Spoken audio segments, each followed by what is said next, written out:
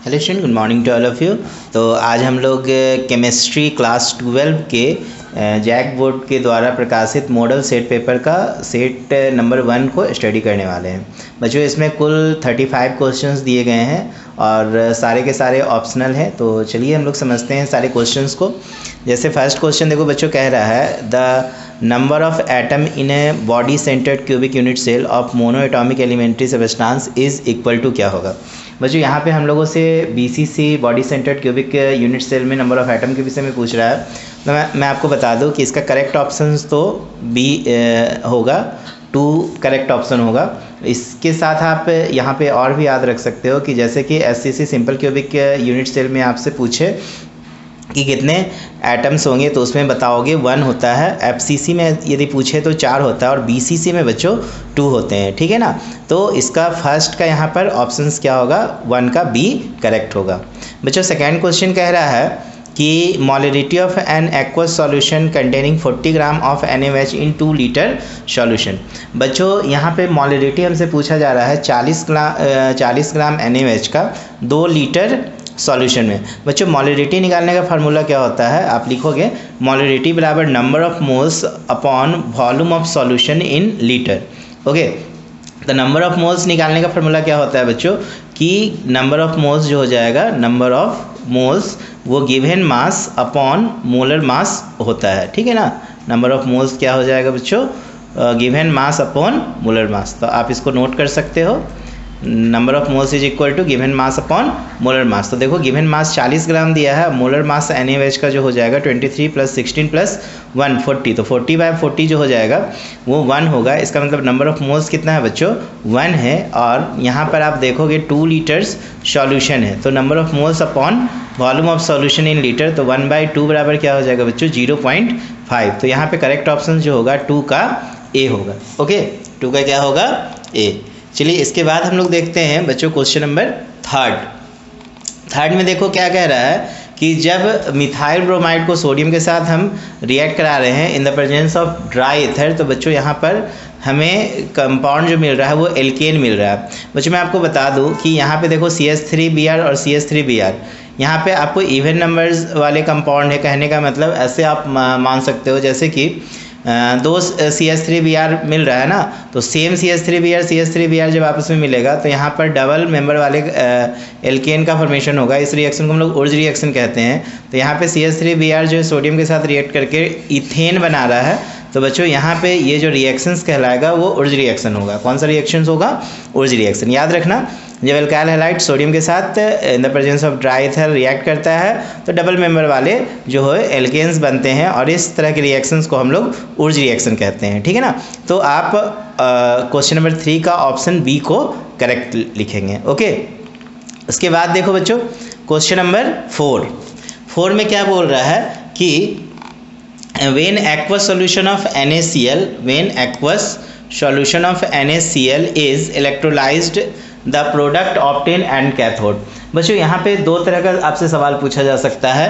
एक तो आपसे पूछा जा सकता है कि aqueous solution of NaCl के विषय में पूछेगा, और एक आपसे पूछेगा कि मान लो कि ओनली आपके पास NaCl का सॉल्यूशन है, ठीक है ना, और NaCl मान लो मॉल्टेन स्टेट में है, सिर्फ हम NaCl को क्या कर रहे हैं, इलेक्ट्रोलिसिस कर रहे हैं। ओके, तो एक्वस सॉल्यूशन में बच्चों Na जो है वो सोडियम मेटल वो डिपॉजिट नहीं होता है कैथोड पे।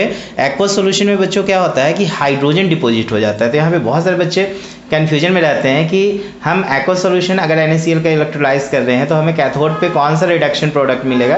बच्चों कैथोड पे जो एक्चुअली रिडक्शन होते हैं, एनोड पे ऑक्सीडेशन होते हैं, तो यहाँ पे सोडियम मेटल का जो है रिडक्शन नहीं हो पाएगा। यहाँ पे जो है हमें कैथोड पे हाइड्रोजन गैसेस मिलेंगे। तो ऑप्शंस जो है बच्चों यहाँ पर A करेक्ट होगा, ठीक है ना। तो ध्यान देना, जब भी एक्वस सॉल्यूशन ऑफ NaCl का इलेक्ट्रोलाइज करोगे तो हाइड्रोजन गैस जो होते हैं वो कैथोड पे ऑब्टेन होते हैं। इसके बाद देखो बच्चों क्वेश्चन नंबर 5 में क्या कह रहा है कि which of the following ore of iron. बच्चों यहाँ पे आयरन के हमसे ओर्स पूछ रहे हैं, तो इसमें करेक्ट ऑप्शन जो होंगे हेमेटाइट होते हैं, ठीक है ना। हेमेटाइट, मैग्नेटाइट ये सब जो है बच्चों आयरन के ओर्स हैं। तो इसमें आप डोलोमाइट, बॉक्साइट वगैरह पे नहीं टिक लगाओगे, ठीक है ना। जैसे कि बॉक्साइट आपके एल्युमिनियम्स के हो जाते हैं। यहाँ पे करेक्ट ऑप्शन जो होंगे हेमेटाइट ही होंगे। तो आयरन के ओर्स क्या हो जाएंगे बच्चों, 5 का ऑप्शन ए करेक्ट होगा। इसके बाद देखो क्वेश्चन नंबर 6 हमसे पूछ रहा है the most stable hydride of group 15 element हमसे पूछ रहा है। बच्चों डाउन द ग्रुप जो होते हैं वो स्टेबिलिटी जो होते हैं हाइड्राइड का कम हो जाते हैं। तो आप देख रहे हो कि ये सेम ग्रुप से सारे कंपाउंड जो है बिलोंग कर रहे हैं। तो यहाँ पर जो है अमोनिया का जो स्टेबिलिटी होता है बच्चों वो सबसे ज़्यादा होगा, मोस्ट स्टेबल हाइड्राइड होगा, ठीक है ना। और जो सबसे कम हो जाएगा वो आप देख लेना। ग्रुप में जो लिस्ट एलिमेंट्स होंगे ये आपका इस ग्रुप में नाइट्रोजन फैमिली के ग्रुप में वो जो होंगे लिस्ट स्टेबल होंगे। तो यहाँ पे जो करेक्ट ऑप्शन होगा बच्चों वो 6 का फर्स्ट हो जाएगा। Most stable hydride of group 15 element जो होंगे NH3 होंगे।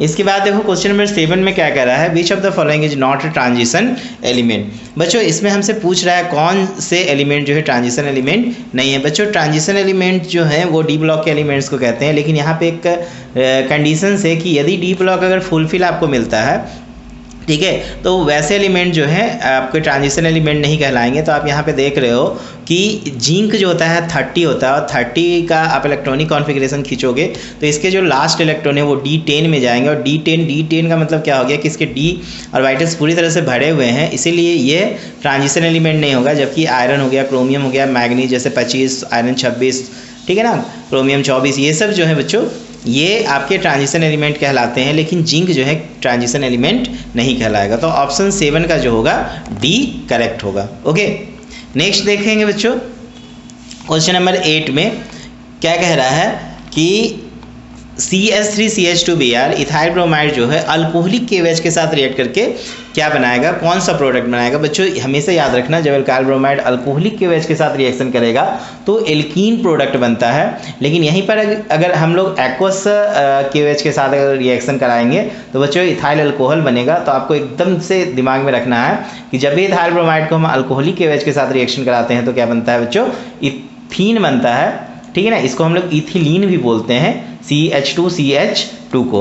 ओके, तो आपका 8 का जो है ऑप्शन ए जो है बच्चों करेक्ट होगा। ओके, क्वेश्चन नंबर 9 में देखिए an atom at the corner of a unit cell contribute the unit cell. बच्चों यूनिट सेल से हमसे बोल रहा है कि कॉर्नर पे एटम का कितना कंट्रीब्यूशन होता है।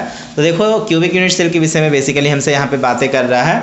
तो क्यूबिक यूनिट सेल में 8 वर्टिसेस होते हैं, तो 8 वर्टिसेस पे 1/8 जो है एटम के पार्ट अंदर इंटरेक्ट करेंगे। तो 9 का ऑप्शन डी जो है करेक्ट होगा। ओके, इसके बाद देखो बच्चों osmotic pressure of the solution can be increased by. बच्चों यहाँ पे हमसे बोल रहा है कि osmotic pressure of the solution को कैसे हम इंक्रीज करेंगे। बच्चों ऑस्मोटिक प्रेशर क्या होता है, तो ऑस्मोसिस फेनोमेनन को रोकने के लिए, ऑस्मोसिस समझते हो ना, हायर वाटर कंसंट्रेशन मूव करता है towards the lower water concentration की तरफ, तो उसको हम लोग ऑस्मोसिस बोलते हैं। तो ऑस्मोसिस को रोकने के लिए ऑस्मोटिक प्रेशर का रिक्वायरमेंट होता है। तो बच्चों ऑस्मोटिक प्रेशर्स को हम क्या कर सकते हैं, जैसे कि पाई बराबर CRT आप फार्मूला पढ़ोगे तो वहाँ पे आप देखोगे कि टेम्परेचर यदि हम बढ़ाएंगे तो ऑस्मोटिक प्रेशर्स को बढ़ाया जा सकता है। तो यहाँ पे करेक्ट ऑप्शन जो होना चाहिए वो देख लो, option increasing temperature of solution, decreasing temperature of solution, increasing volume of vessel, diluting the solution. तो ऑप्शन ए ही करेक्ट होगा, क्योंकि यहाँ पे टेम्परेचर सॉल्यूशन की टेम्परेचर को बढ़ाओगे तो स्वाभाविक है उस पर ऑस्मोटिक प्रेशर्स का दबाव बढ़ता चला जाएगा। इसके बाद देखो बच्चों क्वेश्चन नंबर 11 में क्या कह रहा है कि molar conductivity of an electrolyte increase. देखो बच्चों molar conductivity of electrolyte increases करेगा कब, जब डाइल्यूशन बढ़ाएंगे। डाइल्यूशन समझते हो ना, डाइल्यूशन का मतलब पानी मिलाते जाओ, ठीक है ना। टेम्परेचर बढ़ाओ, डाइल्यूशन डिक्रीज करो, नन ऑफ द अबव। बच्चों एकदम सिंपल सा मैं कहानी बता देता हूँ कि मोलर कंडक्टिविटी किसी भी इलेक्ट्रोलाइट का यदि आपको बढ़ाना है तो डाइल्यूशन को बढ़ा दो, ठीक है। डाइल्यूशन को बढ़ाओगे तो 110% है जो मोलर कंडक्टिविटी ऑफ इलेक्ट्रोलाइट जो इंक्रीज करेगा। तो ऑप्शंस जो होगा ए करेक्ट होगा, ठीक है ना। 11 का क्वेश्चन ऑप्शन ए जो है करेक्ट होगा। ये बड़ा इंपॉर्टेंट क्वेश्चन है, बराबर एग्जाम में पूछा जाता है बच्चों।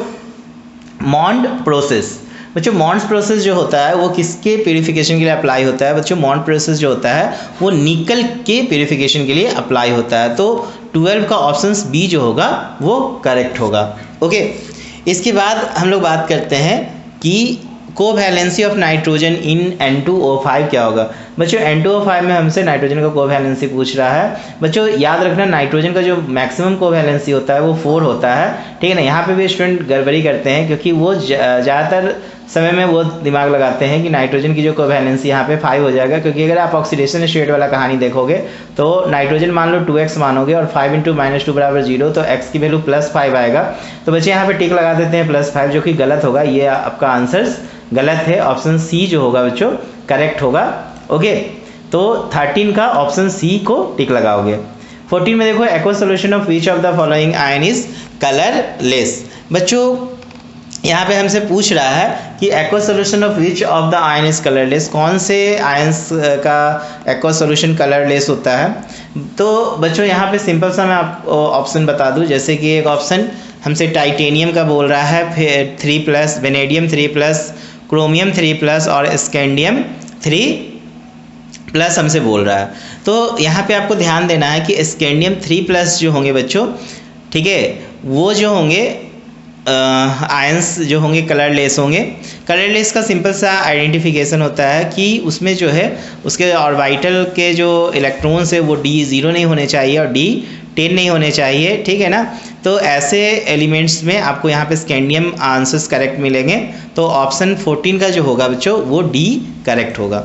ओके, ये बड़ा इंपॉर्टेंट क्वेश्चन है। क्वेश्चन नंबर 15 में बोल रहा है कि इथाइल आयोडाइड जब हुए अल्कोहलिक KCN के साथ रिएक्ट करके क्या बनाता है। बच्चों यहाँ पे याद रखना अल्कोहलिक के KCN के साथ यदि अल्काइल आयोडाइड रिएक्ट करता है तो यहाँ पे इथाइल साइनाइड बनाता है। तो ऑप्शंस बी जो होगा करेक्ट होगा, ठीक है ना। इथाइल आयोडाइड अल्कोहलिक KCN से रिएक्ट करके क्या बनाता है बच्चों, इथाइल साइनाइड बनाता है। तो ऑप्शन बी करेक्ट होगा। क्वेश्चन नंबर 16 में अगर आप देखो, 16 में कह रहा है the percentage of available space occupy by the sphere in cubic close packing. CCP में हमसे पूछ रहा है। तो बच्चों मैं आपको बता दूं CCP जो है क्यूबिक क्लोज पैकिंग स्ट्रक्चर, और एक और याद रखना HCP, ये दोनों में जो होता है वो पैकिंग एफिशिएंसी जो होते हैं 74% होते हैं, ठीक है ना। और ये मैक्सिमम होते हैं, ठीक है ना, ये जो है मैक्सिमम होते हैं। और इसमें जो फ्री स्पेस होते हैं बच्चों वो 26% होते हैं। यदि आपसे पूछा जाए कि फ्री स्पेस जो है available by the sphere in cubic close packing, तो आप बोलना 26%। तो यहाँ पे करेक्ट ऑप्शन जो होगा बच्चों वो क्या होगा, 74% करेक्ट ऑप्शन होगा, ठीक है ना। तो ऑप्शन सी जो है करेक्ट होगा। इसके बाद हम लोग देखते हैं क्वेश्चन नंबर 17 में देखो क्या कह रहा है बच्चों कि the relative lowering of vapour pressure in case of solution of non volatile solution is equal to the mole fraction of solid, this statement is given by. बच्चों ये स्टेटमेंट जो है आपने पढ़ा होगा सॉल्यूशन चैप्टर में, रॉल्स ने दिया था, ठीक है ना। तो यहाँ पे ऑप्शन सी करेक्ट होगा। रॉल्स लॉ का स्टेटमेंट है, ठीक है ना। वहाँ पे आपने पढ़ा था ना रॉल्स लॉ में कॉलिगेटिव प्रॉपर्टीज, तो वहाँ पे आपने RLVP पढ़ा था, relative lowering of vapour pressure, ठीक है ना, of a non volatile solid. तो यहाँ पे कॉन्सेप्ट जो होगा किसका होगा, ये स्टेटमेंट रॉल्स लॉ का, इसलिए 17 का सी करेक्ट होगा। ओके, फिर देखो बच्चों क्वेश्चन नंबर 18 जो है कि EM of the cell in nickel of copper electrode will be. बच्चों EMF निकालने का फॉर्मूला क्या होता है, E cathode minus E anode होता है। क्या होता है बच्चों, E cathode minus E anode. तो आप देख रहे हो कि कैथोड पे जो है कॉपर यहाँ पे डिपॉजिट होने वाला है, तो आप यहाँ पे इसका पोटेंशियल लोगे 0.34 माइनस 0.25, तो ये माइनस माइनस प्लस हो जाएगा और ये दोनों को ऐड करोगे, ठीक है ना बच्चों। तो ऑप्शंस जो है ए करेक्ट आएगा 0.59, ठीक है ना। याद रखना EMF निकालने का फॉर्मूला क्या होता है बच्चों, E cathode minus E anode. E cathode का मतलब क्या होगा बच्चों, रिडक्शन पोटेंशियल माइनस एनोड पे क्या हो रहा है, ऑक्सीडेशन पोटेंशियल। लेकिन जब डिफरेंस आप निकालते हो तो दोनों का सेम पोटेंशियल लेना पड़ता है, बात समझ रहे हैं। तो यहाँ पे देखो दोनों का हमें रिडक्शन पोटेंशियल दिया है तो प्रॉब्लम है नहीं, तो आप direct E cathode minus E anode लगा देना, रिडक्शन पोटेंशियल का डिफरेंस निकाल देना। तो ऑप्शन ए जो होगा करेक्ट होगा। इसके बाद देखो क्वेश्चन नंबर 19 में क्या कह रहा है, the process of heating the ore in the excess supply of air below its melting point, ये क्या कहलाएगा। तो बच्चों इस प्रक्रिया को हम लोग बोलते हैं स्मेल्टिंग, ठीक है ना। याद रखना इस प्रक्रिया को हम लोग क्या बोलते हैं, स्मेल्टिंग। रोस्टिंग में आपने देखा होगा कि एक्सेस सप्लाई ऑफ एयर की ज़रूरत होती है और वहाँ पे हम लोग सल्फाइड ओर्स का क्या करते हैं, सल्फाइड ओर्स में सल्फर डाइऑक्साइड देखते हो आप निकालते हो, ठीक है ना, ऑक्साइड्स बन जाते हैं। फिर उसके बाद फिर उसका हम रिडक्शन कराते हैं। कैल्सिनेशन में आप देखते हो बच्चों की कार्बोनेट सोर्स को हम लोग लेते हैं और वहाँ पे लिमिट सप्लाई ऑफ ऑक्सीजन को देते हैं, और रिडक्शन में तो सिंपली आप क्या कर दो, किसी ऑक्सीडाइजिंग एजेंट के प्रेजेंस में आप रिडक्शन कर सकते हो। तो यहाँ पे जो process of heating the ore in the excess supply of air below its melting point होगा बच्चों, वो जो होता है स्मेल्टिंग होता है, तो 19 का ऑप्शन डी करेक्ट माना जाएगा। इसके बाद देखो बच्चों क्वेश्चन नंबर 20 में क्या बोल रहा है कि process for the commercial production of nitric acid. बच्चों नाइट्रिक एसिड का जो कमर्शियल प्रोसेस होता है याद रखना वो ऑस्टवाल्ड प्रोसेस होता है, ठीक है ना। कौन सा प्रोसेस होता है, ऑस्टवाल्ड प्रोसेस होता है। हैबर मेथड्स में आपने देखा होगा, अमोनिया को देखा होगा, ठीक है ना। कॉन्टैक्ट प्रोसेस में आपने सल्फ्यूरिक एसिड को देखा होगा। तो यहाँ पर याद रखना कि नाइट्रिक एसिड का जो प्रोडक्शन होता है कमर्शियली वो किस मेथड से होता है या किस प्रोसेस से माना जाएगा, तो ऑस्टवाल्ड प्रोसेस होगा। बड़ा इंपॉर्टेंट क्वेश्चन है, आ सकते हैं एग्जाम में। इसके बाद देखो बच्चों इलेक्ट्रॉनिक कॉन्फ़िगरेशन ऑफ Cu2+ क्या होगा। बच्चों कॉपर जो है, कॉपर यहाँ पे 29 ये आपका एक्सेप्शनल कॉन्फ़िगरेशन को फॉलो करते हैं। तो आप यहाँ पे देखोगे Cu2+ जो है सबसे पहले ये S में से सारे इलेक्ट्रॉन्स को क्या करेगा, बाहर करेगा। यहाँ पे देखो कॉपर हो गया 29, 2 इलेक्ट्रॉन को हटा दो तो 27 हो जाएगा। तो 27 में सबसे पहले 2 इलेक्ट्रॉन को ये S से हटाएगा और एक जो है वापस लास्ट 3 इलेक्ट्रॉन को हटाएगा। तो यहाँ पे कितने हो जाएंगे, 3d9 हो गया और 4s2। अच्छा 3d9 29 होते हैं ना, तो 3d9 और 4s2, तो 2 इलेक्ट्रॉन को हटाना है। तो फाइनली ये इसी से हटाएगा 4s से, 3d से एक भी इलेक्ट्रॉन नहीं हटाएगा। तो यहाँ पे ऑप्शंस बी करेक्ट होगा। इलेक्ट्रॉनिक कॉन्फ़िगरेशन जो है कॉपर 2+ का, वो करेक्ट ऑप्शंस क्या हो जाएगा, बी। फिर ये देखो बच्चों क्वेश्चन बड़ा इंपॉर्टेंट है, density of crystal. Density of crystal हम लोग कैसे निकालते हैं बच्चों, डेंसिटी निकालने का सिंपल सा फॉर्मूला था मास अपॉन वॉल्यूम। तो यहाँ पे हम क्या करेंगे कि mass of cubic cell upon volume of cubic cell लेंगे। तो मास ऑफ क्यूबिक सेल में देखो क्यूबिक में बहुत सारे एटम्स होते हैं, तो number of atom into mass of each atom निकालते हैं, ठीक है। और अपॉन वॉल्यूम और मास ऑफ ईच एटम हम लोग आराम से निकाल सकते हैं, given mass upon Avogadro's number. तो देखो यहाँ पे Zm अपॉन AQ Na जो होगा ये करेक्ट ऑप्शंस होगा, यही डेंसिटी निकालने का तरीका है। मैंने आपको पूरा प्रोसेस बताया डेंसिटी निकालने का, फार्मूला फॉलो करो बिल्कुल आएगा, ओके ना। तो डेंसिटी ऑफ क्रिस्टल जो होता है D बराबर Zm अपॉन AQ Na होता है, वेयर Na जो होगा बच्चों एवोगाड्रोस नंबर होगा, A side of unit cell होगा, ठीक है ना, और M तो मास ऑफ एटम हो जाएगा, Z उसका एटम का नंबर हो जाएगा, ओके ना। क्लियर है ना, कितना, जैसे कि SCC में मैंने आपको बताया 1 एटम, BCC में 2 एटम, FCC में 4 एटम, ठीक है। तो डेंसिटी ऑफ क्रिस्टल निकालने का फॉर्मूला क्या हो जाएगा, Zm अपॉन AQ Na। इसके बाद देखो बच्चों क्वेश्चन नंबर 22 का ऑप्शन सी करेक्ट माने, ठीक ना। 23 देखो बच्चों क्या कह रहा है कि an ionic compound has a unit cell consisting of A ion at the corner of cube and B ion at the centre of faces of cube. बच्चों कॉर्नर से देखो एक ही एटम निकलते हैं, तो यहाँ पे 1/8 × 8 जो हो जाएगा, तो 1 एटम होंगे, तो इसके लिए तो A आ जाएगा। और B के लिए जो है बच्चों, ये B के लिए ये बोल रहा है फेसेस देखो कितने फेसेस है, 6 फेसेस है, तो 6 फेसेस पे हाफ एटम अंदर आता है, तो यहाँ पे 3 एटम होंगे। इसका मतलब फार्मूला जो बन जाएगा हम लोग के लिए, A के लिए 1, B के लिए 3, तो देखो AB3 जो है करेक्ट ऑप्शन माना जाएगा। तो 23 का ऑप्शन B जो है बच्चों करेक्ट है, ठीक है ना। इसके बाद हम लोग देखते हैं बच्चों क्वेश्चन नंबर 24 में क्या कह रहा है, colligative properties of solution depend upon.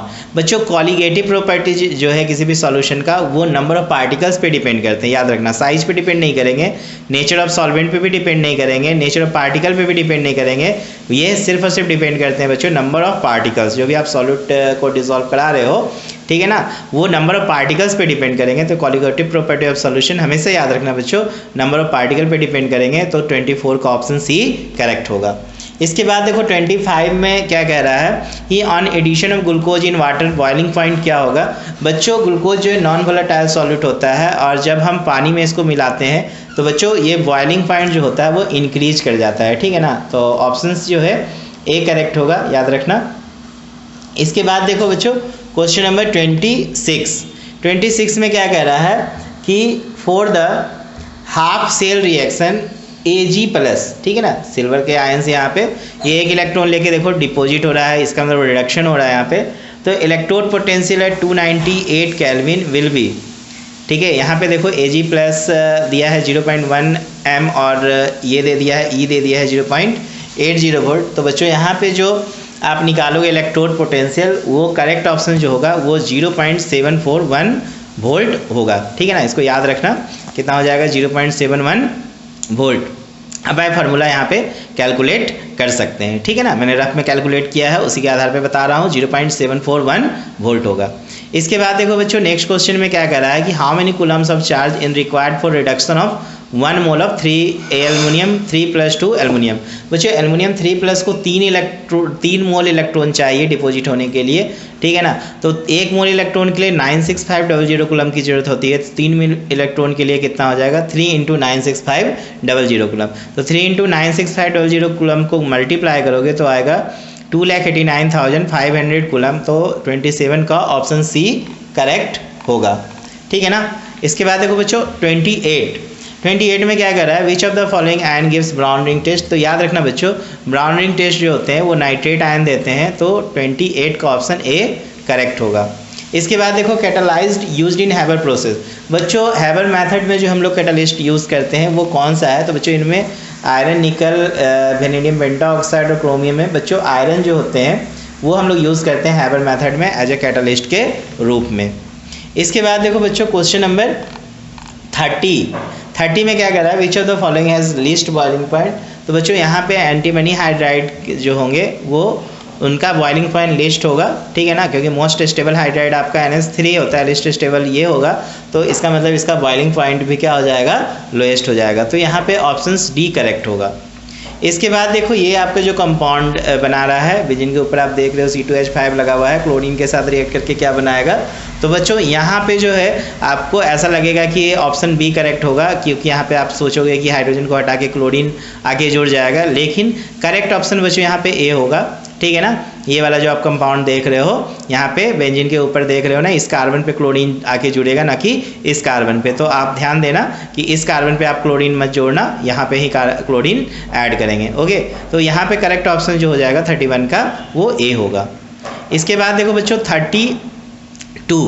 32 में भी आप देख रहे हो कि यहाँ पे सिंपल आपका जैसे ये साइक्लोहेक्सीन है, उसमें आप CH3 देख रहे हो, ग्रुप जुड़ा हुआ है इस नंबर पर, वो HI के साथ रिएक्ट करके क्या बना रहा है। तो बच्चों यहाँ पे जो करेक्ट ऑप्शन जो होगा, यहाँ पे आप देख रहे हो कि ये डबल बॉन्ड क्या होगा, ब्रेक करेगा और एक तरफ हाइड्रोजन ऐड होगा, दूसरा तरफ आयोडीन ऐड हो जाएगा। तो यहाँ पे करेक्ट ऑप्शन जो है, अच्छा हाइड्रोजन यहाँ पे डबल बॉन्ड टूटेगा तो सिर्फ आयोडीन आना चाहिए ना, तो यहाँ पे भी ऑप्शंस ए ही करेक्ट होगा, ओके। ऑप्शन ए क्या हो जाएगा बच्चों, करेक्ट होगा। ये इसी बॉन्ड पे जुड़ेगा, यहाँ पे नहीं आएगा, इस यहीं पर जो है आयोडीन जो है बच्चों ऐड हो जाएगा, ठीक है ना। तो देखो ये कार्बन का 4 बॉन्ड हो जाएगा, 1 2 3 4, तो 32 का जो है ऑप्शन ए ही करेक्ट होगा। चलो इसके बाद 33 में देखो साइक्लोहेक्सिन ब्रोमीन के साथ रिएक्ट करके कौन सा कंपाउंड बना रहा है। तो बच्चों यहाँ पर जो है डबल बॉन्ड यहाँ पे ब्रेक करेगा, दोनों जगह पे ब्रोमीन आके ऐड हो जाएगा, तो 33 का ए ऑप्शन जो है करेक्ट माना जाएगा, ठीक है ना। इसके बाद देखो 34 में कह रहा है ब्यूटेन टू ऑल इज क्या है। तो बच्चों ब्यूटेन टू ऑल सिंपल सा बोल रहा है, 2 पे अल्कोहल ग्रुप जुड़ा हुआ है, ठीक है ना। तो ये 2 डिग्री अल्कोहल के विषय में बात कर रहा है, ठीक है। 2 डिग्री ब्यूटेन टू ऑल का मतलब सिंपल सा हो गया कि ब्यूटेन पे 4 पे देखो क्या है, 4 कार्बन वाला बनता है ब्यूटेन, और दूसरा नंबर पे ओल है, तो अगल बगल तो आपको एल्काइल ग्रुप मिलेंगे ही, तो 2 डिग्री अल्कोहल हो जाएगा। तो 34 का बी ऑप्शन करेक्ट होगा। इसके बाद देखो ये बड़ा इंपॉर्टेंट क्वेश्चन है 35 की, फिनोल जो है इथाइल आयोडाइड से रिएक्ट करता है in the presence of anhydride C2H5OH या C2H5O- के प्रेजेंस में, तो कौन सा प्रोडक्ट बनता है। तो बच्चों ये बहुत ही अच्छा सवाल है, यहाँ पे जो है आपको C6H5O C2H5 बनेगा, ठीक है ना। तो ये ऑप्शंस करेक्ट मानेंगे, ईथर प्रोडक्ट बनने वाला है, तो 35 का जो है बी करेक्ट होगा। तो इस तरीके से सेट 1 के सारे सॉल्यूशन जो है आपको मिल गए। तो एक बार आप अपना जो भी आप वर्क कर रहे हो उसे एक बार रिवाइज करके चेक कर लेना मैंने कितना सही आंसर्स टिक किया है, ओके ना। चलो बच्चों, तो आई होप आपको समझ में आया होगा। इसके बाद हम लोग सेट 2 के आंसर्स को देखेंगे, ओके, थैंक यू।